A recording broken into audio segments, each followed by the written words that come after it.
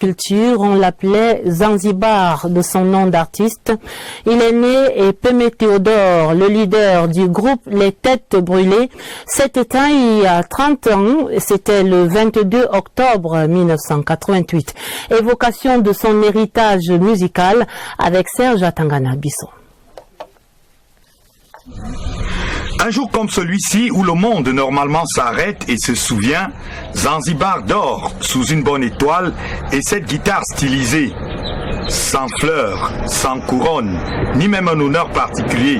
C'est certainement plus confortable, plus simple aussi, de ne garder que ce qu'il fit, que qui il fut, Zanzi. Et Singan tourne en boucle, peu importe qui ou comment on exécute.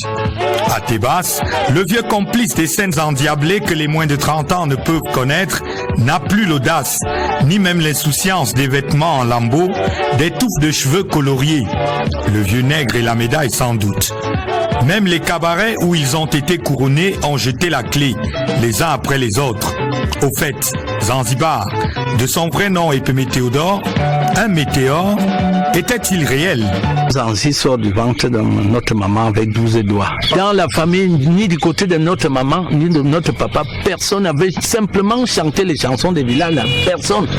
Et Singan, même ça, dont la paternité aujourd'hui lui est contestée, naviguant des têtes brûlées et leur leader sacré, embarqua sous pouce un autre monstre trépassé, fait toujours recette. Voilà ce qui se passe actuellement. Si tu voudrais bien qu'on dise de toi que tu es un soliste du Bikutsi, il faudrait bien que tu joues Essingam. En voilà une de bataille remportée dans la durée.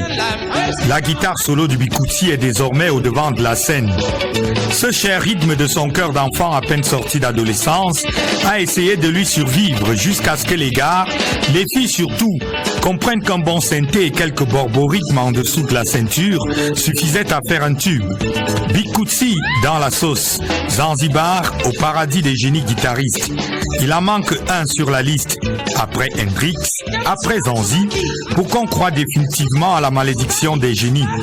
Ce concert RFI de fin d'année 87 sonne indéfiniment comme les adieux à la scène, car le reste, tout le reste, est un cauchemar éveillé. Il serait parti en tournée, un triomphe en 1988, serait revenu déprimé et candidat au suicide, jusqu'à ce fameux samedi 22 octobre 1988, il y a 30 ans, des néons au néant. Heureusement, Serge, l'artiste, ne meurt jamais. La session ordinaire